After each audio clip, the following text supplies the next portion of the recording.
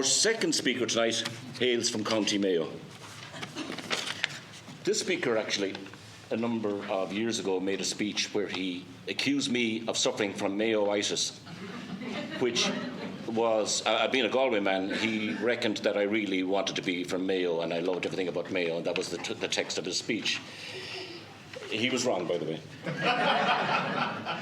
He's 10 years in Toastmasters, so just for the sake of good order, we'll go through the objectives. The purpose of this speech is for the master to use the power of reflection on communication skill set, what the skill set taught them about themselves, and thirdly, if and how these skills still apply today, even in a changed environment. The time allowed is 5 to 7 minutes.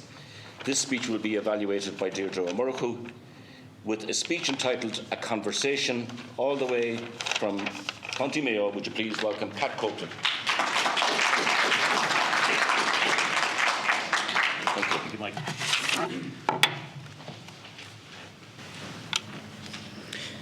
You say it's not true, but you keep bringing it up. I keep bringing it up. Might be an element of truth. Some people, they just want to be from Mayo and they can't get it out of their system. I've been here before, not here in the Salt Hill Hotel, but here in Salt Hill 20 years ago when Mike was moving from 6th class to Toastmasters. I worked down the road building a block of apartments, and for my sins, as well as being the project manager, if you like, I was also somehow morphed into the sales agent, and people would come in trying to buy apartments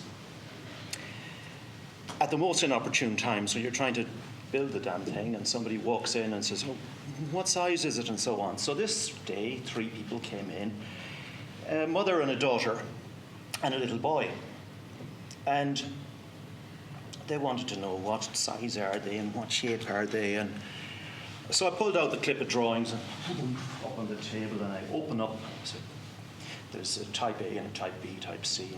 Oh, they're not very big, are they? It's to scale. They're not drawn full size, you know. They were just annoying me. And I wasn't cut out for sales, right? So I turned my attention to the small lad and left Mammy and Granny looking through, saying, "Oh, look at it as a dishwasher," or whatever it is. I was talking to the little fella, and he's got a Spider-Man suit on, and my kids were around the same age, so I was into this kind of thing. And he's got these kind of superhero goggles, so they're like 2 giant glass spheres in front of his eyes. And by way of knocking a bit of conversation out of the little fella, I was asking him, you know, that Spider-Man suit, can you shoot the web things out of it? You know, the web things, spider webs coming out. I'm getting that for Christmas, yeah. And I was asking him about the goggles. I said, those goggles, you can, I bet you can see through concrete walls with those. And can you cut steel with them? And his lip was kind of going down. And then I realised that Mammy and Granny had him each by the hand, and they're marching him out the door, and he's gone. And Frank, the foreman, who's sitting over in the corner eating his sandwiches, says to me, "Oh God, you went awful hard on the little blind fella." And this is a true story. Sadly, I wish it weren't. And there are a few sad aspects to this. The sad thing for little Michael was that the nasty man was making fun of his need for radical eye surgery. The sad thing for me was that this didn't even make it into the 3 most embarrassing things that have happened to me in Salt Hill. And the sad thing for all of us, I think, is that it highlights that most conversations aren't conversations, they're non-versations. They're conversations where people aren't paying attention. And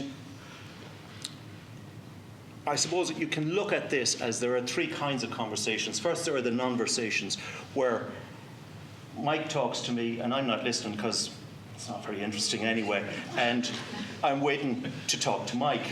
And then when I start talking, Mike's not listening to me, and it goes on. That's the way Mike and I talk to each other, and it works fine for us.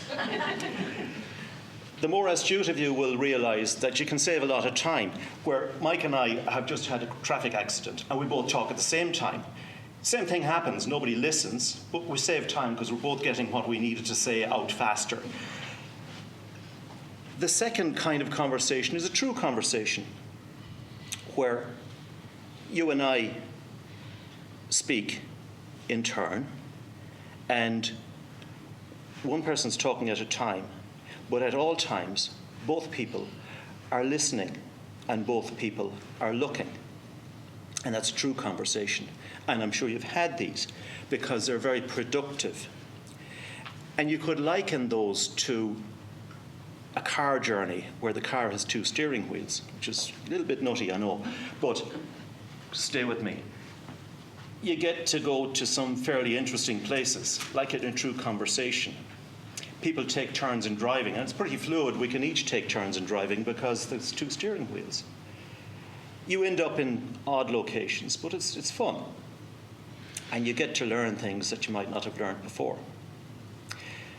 And then the final kind of a conversation is a speech. And a speech is a little bit like that same thing, except there's only 1 steering wheel in the car because there's only 1 person driving. But the important thing for me about speaking is that it involves a way more listening than just from the listeners. It involves the speaker in listening and in looking and in getting feedback from the audience. And I learn really slowly even. I learned that. It's an adverb. Apparently you have to have a "ly" at the end. So it has taken me 20 years from my fun time with Spider-Man 20 years ago to really appreciate the importance of likening a speech to a conversation. Because Toastmasters will tell you, when you speak, you need to engage the audience, you need to have eye contact. They'll say you need to read the room. These are all true, but it's a little bit like saying to somebody who's learning to cycle, now you need to move your hands back, no, move them forward, just go pull over, move them again. When really what you need to say is point at that thing over there. So it needs to become more automatic. In speaking, you should automatically be making eye contact. Telling somebody, now look at somebody, look at Martin. No, look at Francis. That's kind of first principles, but what you really should be doing to make it automatic in speaking, I think, is treat it as a conversation. Treat the people you're talking to as co-conspirators and see that conversation as a thing where at the moment they don't all know what I'm going to say, but I should be thinking about how it looks from your point of view. So my suggestions are, before you speak, in drafting your speech and thinking about what you want to speak about, I think it should be structured as a story, like this speech was largely. I'm not talking about Michael's story, that's too painful to go back to.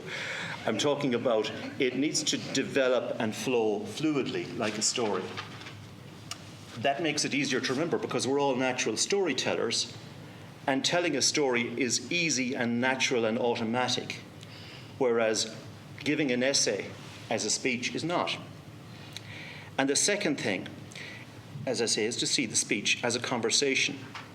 So you shouldn't be regurgitating facts or opinions or ideas. You should rather stop thinking about what you want to say next and start thinking about what is it that your listener hasn't heard yet from you. And that you would say that's the same thing, but it's not, because it puts you looking at it from the listener's point of view. So as you speak, you need to look at the audience. You need to appreciate what the audience is thinking and imagine what is the audience thinking. It switches your viewpoint. It's a very simple thing to do because all you have to do is think, how do I have a conversation with this one person or these 30 people? That's how you have a conversation.